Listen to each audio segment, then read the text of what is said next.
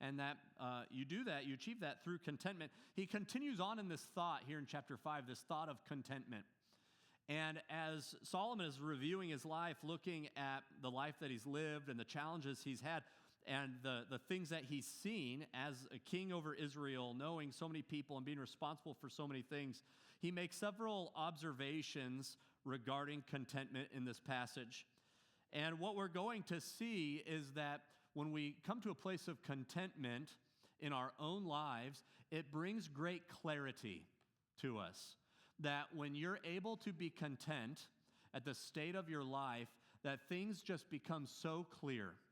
I remember 20 years ago when I was moving out of my teenage years, 18, 19 years old, I always had a million jobs. That was always my thing. I would take this job, then I'd take another job. I'd have like 3 jobs at once, and I'd just cycle them through. And my parents never knew where I was working at any given time. Doing my taxes every year was a disaster because I would have like 6 W-2s every year. And it was this challenge for me. Every job I would get, I would become so disenchanted so quickly. There's got to be something more somewhere else. Something shiny would get my attention somewhere else, and I would get this job here, and I'd get this job here, and I'd leave that job, and I'd move to this company. And by the time I was 25, I had almost 20 jobs on my resume. I mean, I was just moving through them because I would become discontent. Something I didn't like, something was chafing against me in some way, and I would just move on to the next thing. And as I've gotten older, thankfully, I've just seen how the Lord has just rubbed that area, that He's refined me a little bit, right? He's allowed me to grow beyond that. I'm so thankful, and I look at my life now, and back then, 20 years ago, everything was so complicated. I didn't know what I was going to do with my life. I didn't know what I wanted to do right then. Making my way through my different jobs and the choices I had to make, every decision seemed so complicated because I wasn't sure where I wanted to be or what I wanted to do. And it all was stemming from this discontentment I had. And I look at the state of my life now and being here with you guys, and I'm just so content, to just be in Rolla and to, pastor this church and to see what the Lord has for us and to continue to move forward in ministry. Just, my life is so different now from where it was 20 years ago, isn't it, Sarah? Just so different. And one of the biggest, I've been thinking about this so much as we've moved through Ecclesiastes. This is just, it's become so clear to me that my life is so much simpler now than it was 20 years ago. I have way more responsibilities. There's a lot more pressure, a lot more stress in different areas. It's heavier stuff, but my life is so simple. Everything is simpler. It's so much more clear. I'm content in my family. I'm content in my work, my profession. I'm content in my relationship with Jesus. I don't doubt it. I don't struggle with it. And I look at my life and this contentment that's come into my heart. I don't have that itch to just continue to move to other places and do other things. I can be happy and content with the things that God has for me right now. And in that contentment comes such great clarity. I look at my life, and as I said, like everything is simpler. I just have to ask a couple questions. Is my family good? They're good. Is my relationship with Jesus good? It's good. Am I doing the best I can at my work? I am. Great. Keep going. It was so much more complicated when I was unhappy with everything I was doing. When I was discontent in my work, it was so much more complicated, so much more unclear, but things are so much simpler today. And I think it revolves around this issue that Solomon's touching on tonight of contentment. That if you're always looking for something more, your life seems way more complicated than it really is. Contentment brings clarity to your life. And Solomon reveals that in this text, and he does it in a really interesting way. What we're going to see Verses 8 and 9, the first paragraph, he uses several pairs of contrasts. So in verses 8 and 9, he contrasts a greedy leader from a content leader. And so he talks about contentment in leadership. In the second paragraph, verses 10 through 12, we see him contrast this greedy person, this individual that's money hungry, that's focused on money and wealth and just constantly striving for more. Contrasts that person from someone who's content in their work and in their wealth situation, content with the riches that they have. They have a simple life. So we see that. And then in the last two paragraphs, he really focuses in on that issue of contentment in your work. And the third paragraph, verses 13 through 17, he uses that whole paragraph as an example of an individual who is discontent. They want more. And he contrast that from the next paragraph, that last paragraph, verses 18 through 20. That's an example of somebody who is content with their work and with their situation in life. And you get to see those two things contrasted against one another and just see what results in your life if you live a life of discontentment versus if you live a life of contentment. He walks those things out. So he gives you two broad examples, and then he zeroes in on a more detailed personal example. And I think that he is talking about this personally from his own experience. He doesn't say that, but I believe Solomon is talking from his own life here. And I want to look at the text with you, and then I just want to pull those three contrasts out. Look at verse 8 with me. There's the first paragraph. It says, "If you see in a province the oppression of the poor and the violation of justice and righteousness, do not be amazed at the matter. For the high official is watched by a higher, and there are yet higher ones over them. But this is gain for a land in every way, a king committed to cultivated fields." So verse 8, I don't know if you caught this, but he's really talking about this large bureaucracy. I don't know what you think of when he talks about, there's an official with another official over them who's higher, and then even higher people. I don't know what organization comes to your mind.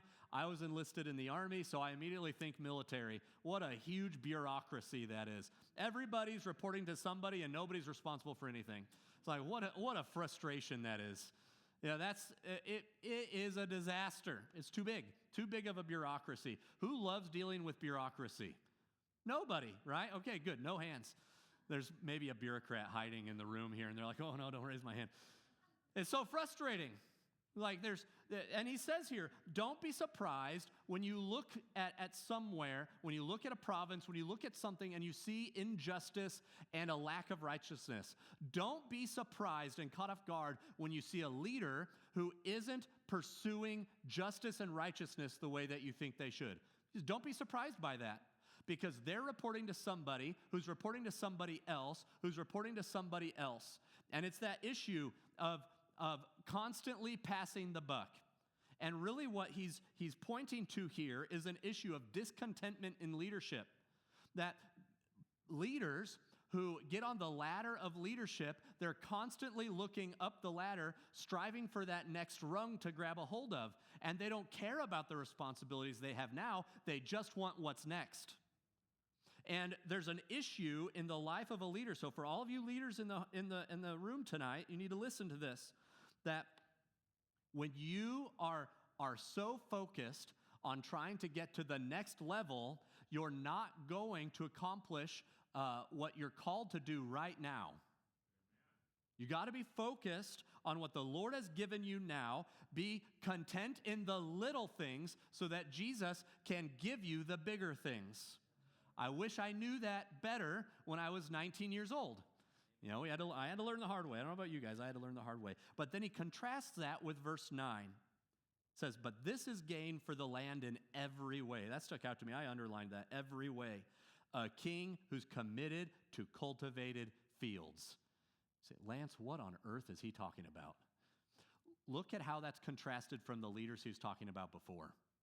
Somebody is reporting to somebody else, who's reporting to somebody else, who's reporting to somebody else, versus the person at the top of the chain being focused on the most minute details for the people that he's called to care for. A king who's concerned and committed to cultivated fields, caring about the fields of the people who he's responsible to oversee. Do you see the difference there? My friends, what we see is that everyone benefits when the leader accepts responsibility.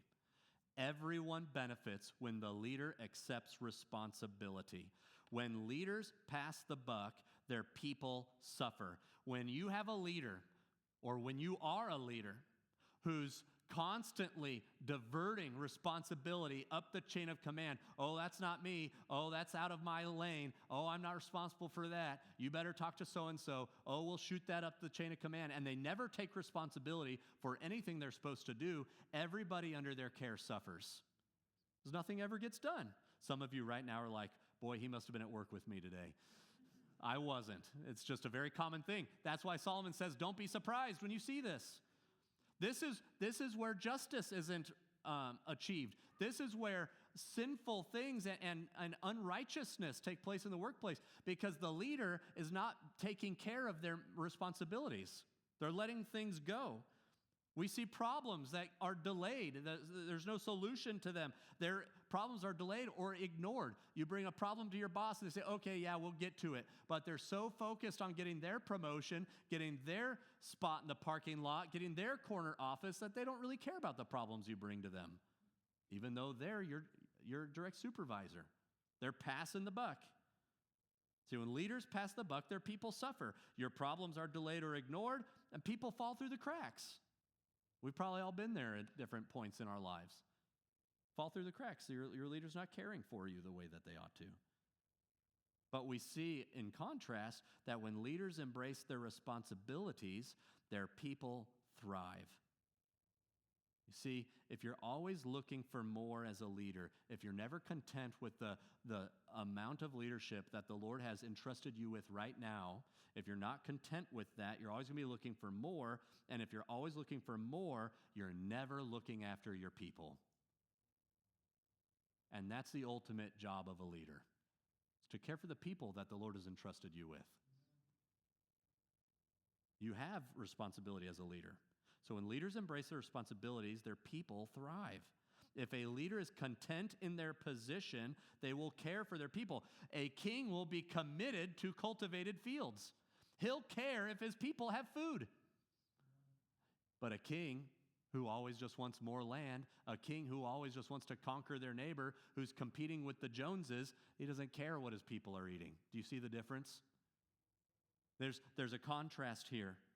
Content leaders versus discontent leaders. If a leader is content in their role, they will concentrate on their responsibilities. My friends, if you're in a position of leadership, whatever it may be, no matter how big or small, maybe your area of leadership is simply in the home. You just have kids, and you're a leader of your children. You're a leader in the home. My friends, take that position very seriously. If you're a leader in the workplace, if you're a leader in the church, whatever it might be, God has entrusted you. Scripture tells us that He raises up our leaders, whether we like them or not. Keep that in mind when you're upset at me different times. I'm just kidding. If you're in a position of leadership, be content in your role. Stop always looking for the next rung. Be content where you are and allow the Lord to bring you into the next area of leadership. Stop chasing it. Allow the Lord to bring you there. Concentrate on your responsibilities you have now. So we see that in paragraph 1. I know I need to move quick tonight, but I just want to point out these things. See, in this passage, there are 3 areas of impact that contentment makes. First, it's on leadership, and then I want to take a step from leadership. We see it just kind of takes a step inward, more personal. I want you to look at this through the lens of your family. I know the passage doesn't necessarily apply it to family, but just think about this next area in regard to your families. First, it's leadership. Now it's family. Then we're going to go real personal and get into individual impact here. But what we see in verses 10 through 12 is that your family benefits when you accept your resources, when you accept the situation with your resources, and stop looking for more and more money, constantly being discontent. It says, he who loves money will not be satisfied with money. You'll always want more. We've talked about this many times already in Ecclesiastes, that the more you chase money, the less content you will be with the money you already have. And frankly, the less content you'll be with the money you even get. The more you chase after money, the less content you're going to be. Money has this incredible grip on us, this incredible way to distort our heart and our mind. And the more focused you get on your bank account and on your retirement and reaching a certain level, the less content you're going to be when you actually get there. It's a constantly moving mile marker, constantly moving. You're going after this target that you're never going to achieve. At some point, you have to be content with the resources that God has given you. And your family greatly benefits. You and your family all benefit when you can accept your resources, the resources that God has given you. Because when you love money, you will not be satisfied with money. And it says, nor he who loves wealth with his income. You'll always want more. We see the more wealth you have, the more people want from you. Here's the other problem, and here's what affects your family too, that the more wealth you build, look at what Solomon says here in this next verse. It says, and those riches were lost by bad venture, and he's a father of a son, but he has nothing in his hand. Why? As he came from his mother's womb, he shall go again naked as he came, and he shall take nothing for his toil that he may carry away in his hand. He says this also is a grievous evil. Just as he came, shall he go. And what gain is there for him in his toils for the wind? Moreover, all his days. Did I skip a part? Yeah, I'm like skipped way down here. I'm sorry. Hold on to that. I was trying to get to the verse I wanted. I was like, where is it? It's got to be here somewhere. Here's what I was trying to say. Now I have to find it. I'm totally lost. There's a spot here that I want. Oh, here we go. When goods increase, this is what I was trying to say to you a second ago. When goods increase, they increase who eat them. And what advantage has their owner but to see them with his eyes? What's he saying here? That the more wealth you have, the more people want from you. The more wealth you have, the more mouths there are to feed. It's incredible to see athletes, professional athletes who have to declare bankruptcy. You ever been amazed by that? You get paid $50 million a year and you get bankrupt like the moment you retire. You know how that happens? One, very irresponsible management. But the thing that you will see consistently with professional athletes is that they start paying for their entire family's livelihoods. All of their friends from their childhood come out of the woodwork, start asking them for stuff. There's one guy who, I forget who he was, but he retired from professional sports. Then he went into broadcasting, made millions, and he still had to declare bankruptcy. And they were asking him, like, how is that possible? He was paying for 60 people's livelihoods. He was paying 60 phone bills. 60. You know, that drains your bank account real quick. That's what Solomon's talking about here. He's saying that when your goods increase, they increase who eat them. Like, you have so many friends when you're rich. All of a sudden, friends from long ago come out. You were my best friend. I've been wanting to get in touch with you. The more wealth you have, the more people want from you. You got to manage it well. Stop chasing after the almighty dollar and learn to be content with what the Lord has given you. Don't be irresponsible, obviously, but learn to be content with where God has you in life and continue to push forward in a responsible way. The more content you are, we see this, the more content you are with your resources, the more rest you'll enjoy. And I love this at the end of this passage, verse 12. It says, sweet is the sleep of a laborer, whether he eats little or much, but the full stomach of the rich will not let him sleep because he wants more. He always wants more. But sweet is the sleep of the laborer. You know, there's something about, I think about this sometimes, I just want to enjoy my work. And when you enjoy your work, and when you're content in your work, you can work really, really hard and go home and be exhausted, and it's good exhaustion. Like you get home, You poured it all out for your job. You're like, that was a great day of work, and you sleep great because you're exhausted from working hard. You know what I love about being content in my profession is that I'm exhausted at the end of the day, but I'm excited. I'm exhausted and excited. That's a good place to be, and that comes with contentment. So I'm not striving for something else. I'm good where God has me. I want to be exhausted and excited. And the more content you are with your resources, the more rest you'll enjoy. See, the full stomach of the rich won't let them sleep because they're still hungering for more. They want more, more, more. Your family benefits when you accept your resources. Last thing I want to point out to you here is that you benefit when you accept reality. Here's where I was reading earlier. Sorry about that. You benefit when you accept reality. I just want to point out two things. As you look at both of these paragraphs, these are, Solomon is getting really specific here. This grievous evil that he sees under the sun is that riches were kept by the owner, and it to his own detriment. That there are people that Solomon saw who stockpiled all their wealth. They were working so hard, toiling for more money, for more wealth, whatever it might be, power, all those things, and they hoarded it to themselves, and it actually hurt them. That hoarding all that stuff, being so greedy, is actually detrimental to their health. And you might say, how is that even possible? One, it affects their sleep. We just saw that. You don't rest the same way. You're constantly stressed. You're constantly worried about people coming after you. I've met so many people who are very, very wealthy, and they get very strangely paranoid. I worked for a guy like that, and it was very weird. When you get so focused on wealth, it does something to your brain, it seems like to me.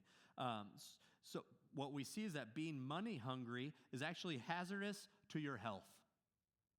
Being discontent in your wealth, being money hungry is hazardous to your health. You're never happy. You're always stressed. You don't sleep well. You see this. Solomon's observing these things. You take risks that you don't need to take.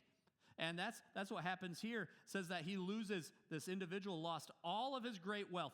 First, he hoarded it all to himself. Then he loses it all on a bad venture. Takes a risk he didn't need to take. That's verse 14. And then he has nothing to leave his son. He's a father of a son, it says.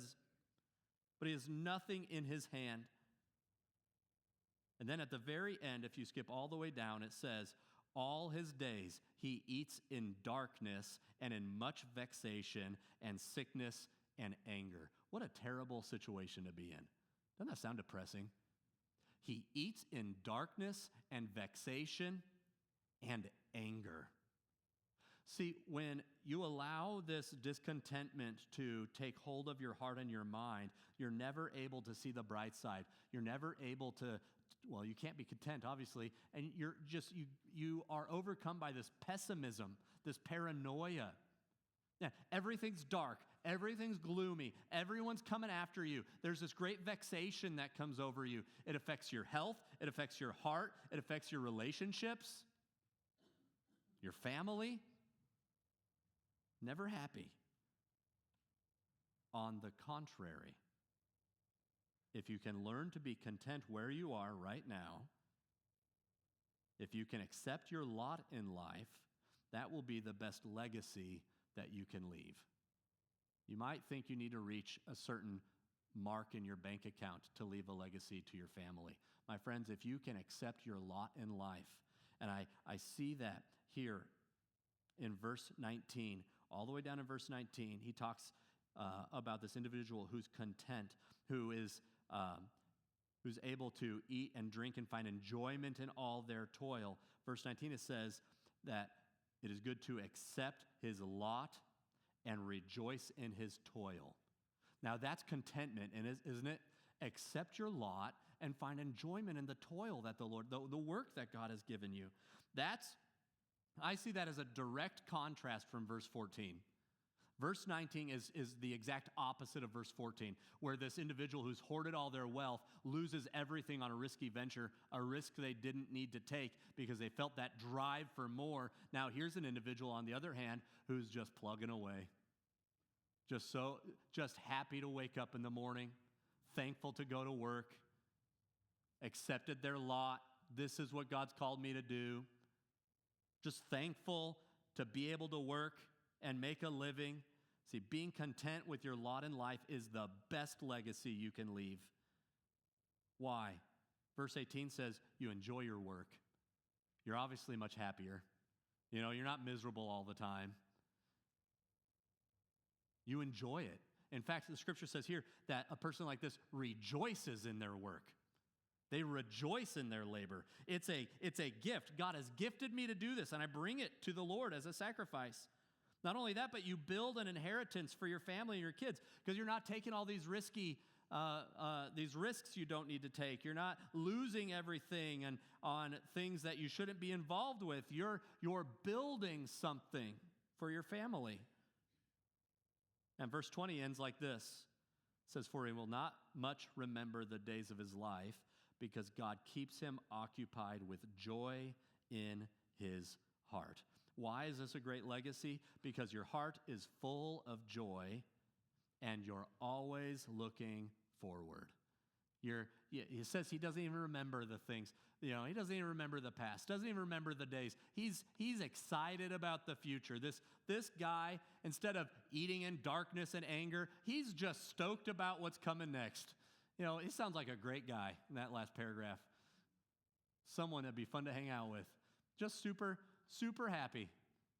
Happy to do what the Lord has called him to do. Your heart's full of joy, looking forward at what's next, leaving the family a wonderful legacy of joy and contentment, and probably a much better financial legacy than the individual who is discontent.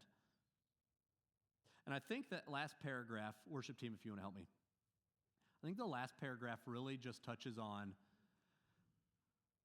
the clarity that comes in contentment. That individual that Solomon is describing in the last paragraph sees things the way that I described earlier, like how I'm starting to see life. So much simpler. Is my family good? They're good. Is my work good? It's the best I can do. It's good. Is my relationship with Jesus good? It's good. Great. I'm happy. It's contentment, right? And I think the challenge for us is to look at where the Lord has us right now and not to lose ambition. Godly ambition is a good thing, but godly ambition is not the same thing as selfish ambition and discontentment. Godly ambition is a desire to do whatever the Lord calls us to do. And when we have godly ambition, righteous ambition in our lives, that will be paired with a contentment where he has us right now. Lord, you have me here. I want to do the very best I can with what you have for me right now. And when you open that door for me next, I will be happy to go through that, whatever that may be.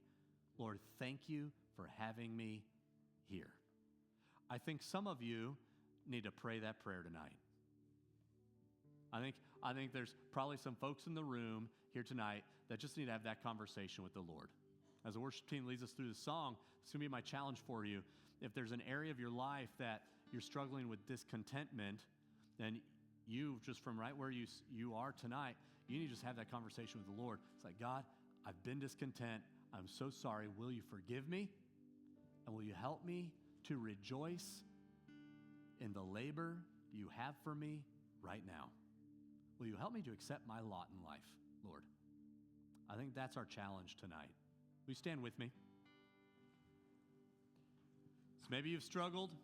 Maybe you're struggling right now. Maybe you're mad that this was the passage we had to study tonight. I don't know.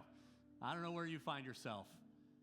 But as the worship team leads us, can we just take time and celebrate and go to the Lord and have that conversation if you need to have that conversation with the Lord. Say, Lord, help me in my heart. Worship team, will you lead us?